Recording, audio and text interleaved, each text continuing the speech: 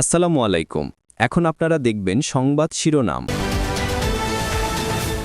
মুন্সিগঞ্জে আধিপত্য বিস্তার নিয়ে বিএনপির দু গ্রুপের ব্যাপক সংঘর্ষ, গুলিবিদ্ধ হয়ে প্রাণ গেছে একজনের, আহত বেশ কয়েকজন।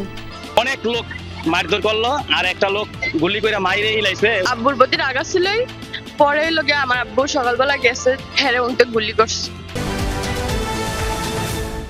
নারায়ণগঞ্জ ৫ আসনের মনোনয়ন নিয়ে বিএনপির তৃণমূলে ক্ষোভ, ওসমান পরিবারের সাথে মাসুদুজ্জামানের ছবি ভাইরাল, দেশে ফিরে সব অভিযোগের জবাব দেওয়ার ঘোষণা।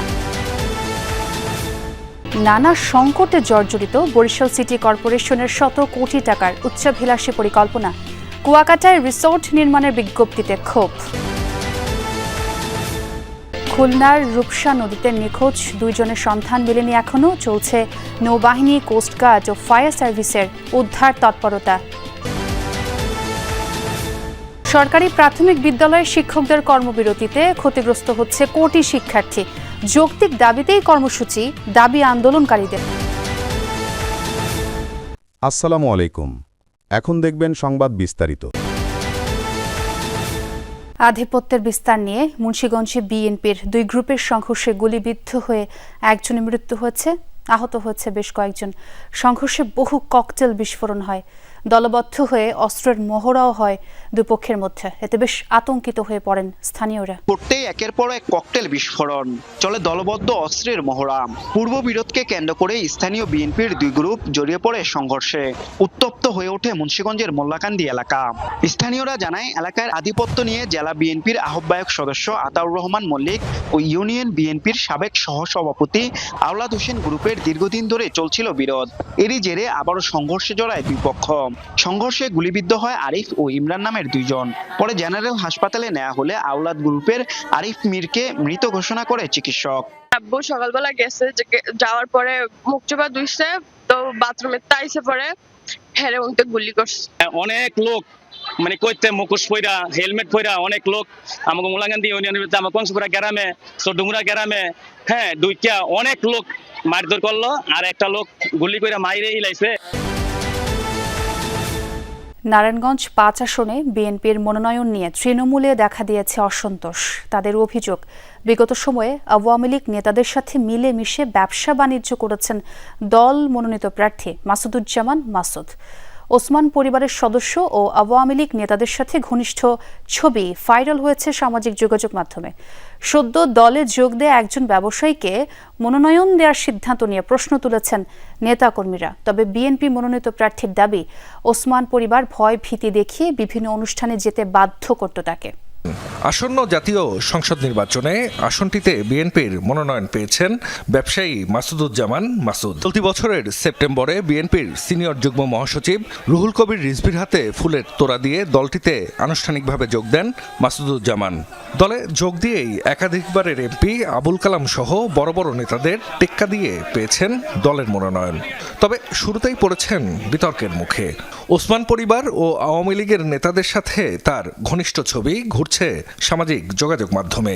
স্থানীয় বিএনপি নেতাকর্মীদের অভিযোগ, রাজনৈতিক পট পরিবর্তনের আগ পর্যন্ত আওয়ামী লীগ নেতাদের সাথে মিলেমিশে ব্যবসা করেছেন মাসুদুজ্জামান। সোশ্যাল মিডিয়া খুললেই দেখবেন এদের ছবি আওয়ামী লীগের এমন কোনো লোকের সাথে নাই তার সাথে সংযোগ। এখন আমরা কিভাবে রাজপথের কর্মীরা মেনে নেই? শামীম ওসমানের সাথে, যে সেলিম ওসমানের সাথে, যে আজমির ওসমানের সাথে রেয়াজও করে নারায়ণগঞ্জে বিভিন্ন সময় বিভিন্ন কাজকর্ম আকাম কুকাম করছে। সেই লোকেকে আজকে কিভাবে তারা পাইলো, আমরা তৃণমূলে যারা আছি তারা এটা মেনে নিতে পারছি না। উনি যদি 5ই আগস্টের সময় আমাদের সঙ্গে থাকতেন, আমরা ওয়েলকাম জানাতাম। আপনাকে নিয়ে দেশ গর্ব, আপনাকে নিয়ে নারায়ণগঞ্জ গর্ব। মাত্র 58 বর্গ কিলোমিটার আয়তনের বরিশাল সিটি কর্পোরেশনে নাগরিক সমস্যার অন্ত নেই। সিটি কর্পোরেশনে উন্নীত হওয়ার 23 বছরে পূরণ হয়নি বেশিরভাগ নাগরিক চাহিদা। ঠিকমতো বেতন পান না খোদ নগর ভবনের কর্মকর্তা কর্মচারীরা। অথচ এসব সীমাবদ্ধতার মধ্যে পর্যটন এলাকা কুয়াকাটায় শত কোটি টাকার রিসর্ট নির্মাণ করতে যাচ্ছে সিটি কর্পোরেশন কর্তৃপক্ষ। এর মধ্যে কয়েক একর জমি কিনতে পত্রিকায় বিজ্ঞপ্তিও দিয়েছে নগর প্রশাসন। তাদের এই কর্মকাণ্ডকে উচ্চাভিলাষী বলছে সচেতন মহল। এই স্থাপনাটি বরিশাল সিটি কর্পোরেশনের প্রধান কেন্দ্র নগর ভবন। ভবনটির সামনের অংশ যতটা চাকচিক্য, ভিতরটা ততটাই নড়বড়ে। ঝুঁকি নিয়ে প্রতিদিন কর্মকর্তা কর্মচারী সহ সেবা প্রত্যাশীদের যাতায়াত এই ভবনে। 1990 সালে নির্মিত পৌর ভবনে 2002 সালে শুরু হয় বরিশাল সিটি কর্পোরেশনের কার্যক্রম। একাধিকবার মেরামত করা হলেও প্রায়ই খসে পড়ছে পলেস্তারা। এ তো গেল নগর ভবনের চিত্র। নগরীর অবস্থা আরও করুন।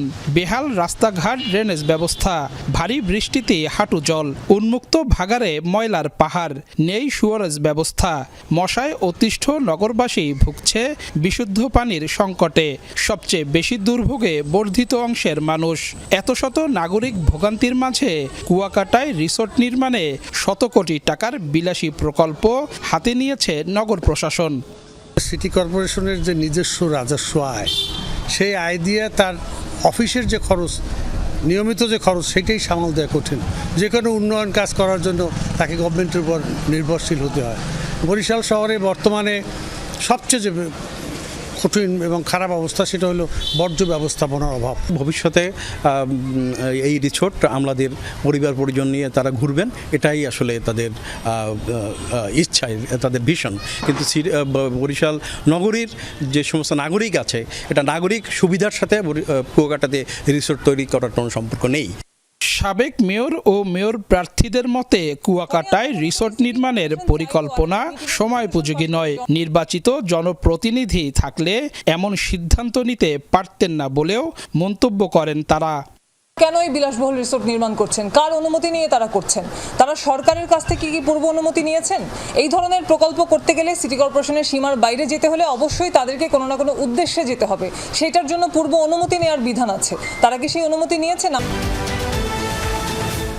কোনো সন্ধান মেলেনি খুলনার রূপসা ঘাটের পৌন্টনের সাথে যাত্রীবাহী ট্রলারের ধাক্কায় নদীতে পড়ে নিখোঁজ হওয়া এক নারীসহ দুজনের। সকাল থেকে রূপসা নদীতে উদ্ধার অভিযান শুরু করেছে নৌবাহিনী, ফায়ার সার্ভিস ও কোস্টগার্ডের ডুবুরি দল।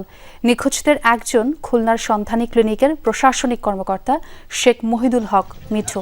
অপরজনের পরিচয় মেলেনি এখনও। প্রত্যক্ষদর্শীরা জানান, পশ্চিম রূপসা ঘাট থেকে ট্রলারটি অতিরিক্ত যাত্রী বোঝাই করে পূর্ব রূপসা ঘাটের দিকে যাচ্ছিল। পৌঁছানোর আগ মুহূর্তে ট্রলারটি নিয়ন্ত্রণ হারিয়ে পৌন্টনে জোরে ধাক্কা দেয়।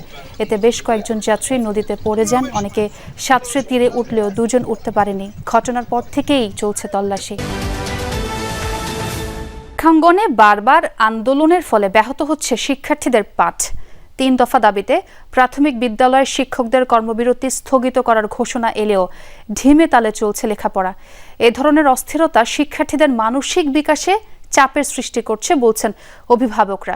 শিক্ষকদের দাবির ন্যায্যতা নিয়ে প্রশ্ন না তুললেও তাদের কর্মসূচি নিয়ে ক্ষুব্ধ অভিভাবকরা। এখানে আমার জীবনমান দরিদ্র সীমার নিচে আমি যে বেতন পাই, সেটা আমাকে যে একটা মানসম্মত জীবন লিড করার জন্য আমাকে যে একটা অনুভূতি দেবে, শক্তি দেবে, সেটা আমি পাই না। আমাদের বেতন বৈষম্য, আমাদের মর্যাদার বৈষম্য, এই বৈষম্যগুলো দূর করার জন্য আমাদের এই আন্দোলন। সরকারি প্রাথমিক বিদ্যালয়ে পাঠদান বন্ধ থাকলেও ইবতেদায়ী, নুরানি ও হাফেজিয়া মাদ্রাসাগুলোতে যথানিয়মে চলছে পাঠদান।